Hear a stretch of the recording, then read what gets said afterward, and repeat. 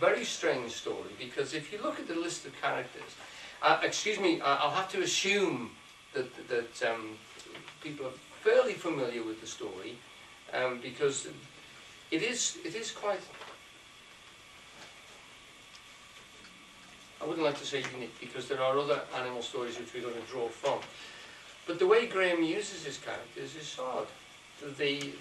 The role of characters and the way he uses animals, there is a tradition to it, although I think Grahame uses it quite uniquely.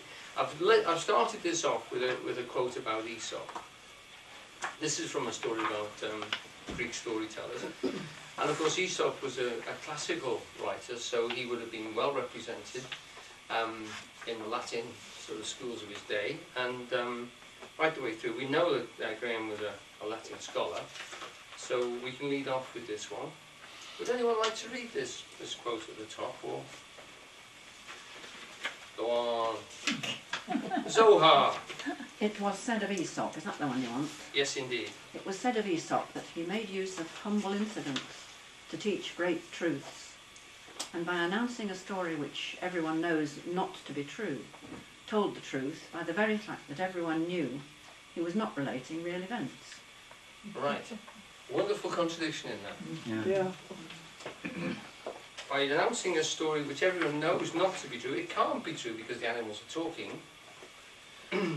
He told the truth by the very fact that everyone knew he was not relating real events.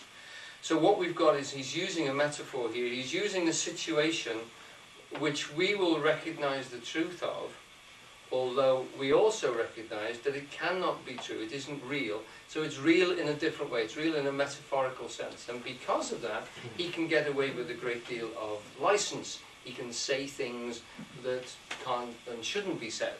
We've said this about Shakespeare, that when he writes a play like Midsummer Night's Dream or Cymbeline, he can say things about the society of his day that he wouldn't be able to say if he was writing a political piece or a piece which referred to the citizens of that time. By putting it before Christ or something like that, he can also say things which could be considered as sacrilegious. So it's possible to, with fiction, to get at a different nature of truth and different depth of truth than what you can actually say if you're putting something in contemporary frame.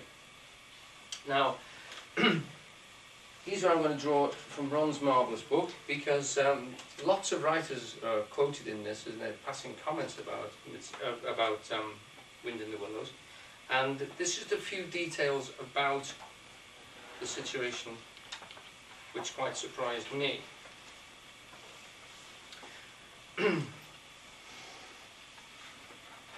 Grahame was urged to find a better title for the book than Mr. Mole and His Mates. Which at the time he considered to be the most practical one. His friend, the artist, Grahame Robertson, sent him a list of possibilities. He said, how about downstream, with the stream, among the sedges, the garden of Pan. Or it may come to you while you're shaving. I just like the whole thing of that. Methuen, the publishers, advised it as The Wind in the Reeds, which was the original title of the chapter of The Piper of the Gates of Dawn, which we will read later on. But when it was realised that this was uncomfortably close to a title of a collection of poems by Yeats, Grahame changed it to The Wind in the Willows. So the title came sort of spontaneously after a whole lot of people suggesting that Mole and His Mates was not a good idea. He eventually came down to The Wind in the Willows. And the nice quote here is that Arnold Bennett, I don't know if you've read the novels of Arnold Bennett, they're beautiful novels, set mostly in the Five Towns of Stoke and the environs, marvellous stuff. And Richard Middleton, whose work I'm not familiar with, but they were writing about children's literature. And Middleton said, I should like again to register, particularly for everybody's notice, that the best book ever written for children, and one of the best books ever written for grown-up people as well, is The Wind in the Willows by Kenneth Grahame. So he was highly thought of by writers, certainly at the the time he produced the book, and able to live quite well on that, on the proceeds of the book. Although the surprising thing when I first found out about it was that he did work in the Bank of England, and by 1899 he was the secretary of the Bank of England. So he was quite a businessman and a clear-headed thinker as well. And he continued that job even after he'd written the book. So he kept up the day job, you know, kept up the day job. So he could afford to be a spring rather than a pump, we could say. Right. So there's some of the details. I don't want to go any more into that, because I don't think particularly the life of Grahame is relevant to the story. Perhaps the way he lived, because he was a passionate boating enthusiast, which is reflected in the books. And wherever he lived, he would always have access to lakes or streams or rivers. And towards the end of his life, he also took on sea fishing and that type of boating as well. But that's one of the great passions of his life. And he spent virtually every weekend with his son in boats, messing about with boats. And the background, if you've read the book, you will know, is all about that, the love that he had of it. And there's a nice quote a bit further on by the rat about that very activity. Right, so this is me writing, and this is to prompt me to find quotes and to bring you along with, hopefully, what I'm getting from the book. Like many children, the book was read to me as a child, and I was immediately drawn into its world, amazed by the force of the countryside so well described. Now, I think even as a child, and I mean, I didn't live in the countryside. I lived in quite an urban part of Liverpool. We had a very big park alongside, so I was familiar with that nature side of it. But the very fact that there was a place where there was just streams and trees and very few houses and wildness like that, I think it was the wildness of the way that Grahame describes the countryside.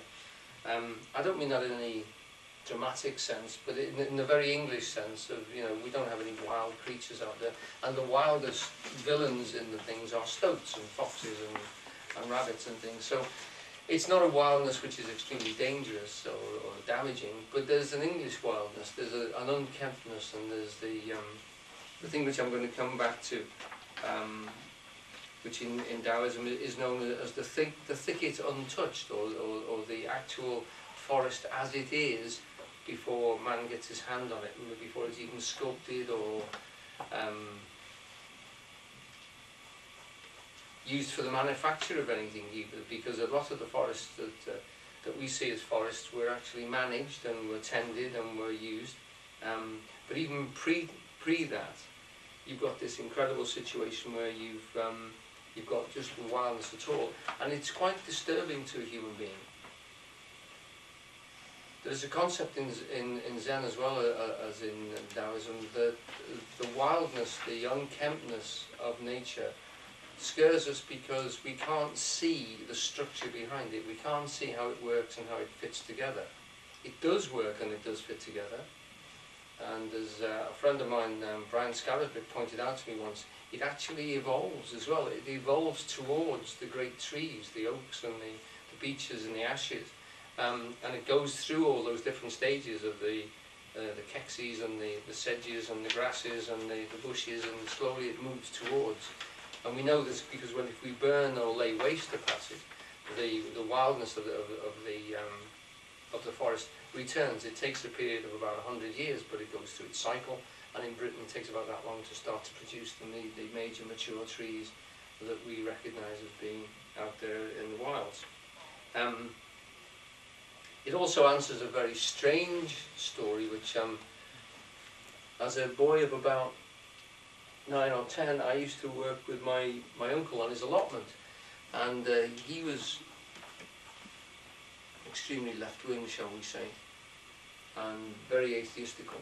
He was a marvellous guy, but he was quite set in his ways, and he used to tell quite a fascinating story that always caught me, and it was the one that you've got the atheist or sort of Marxist character in his garden digging away,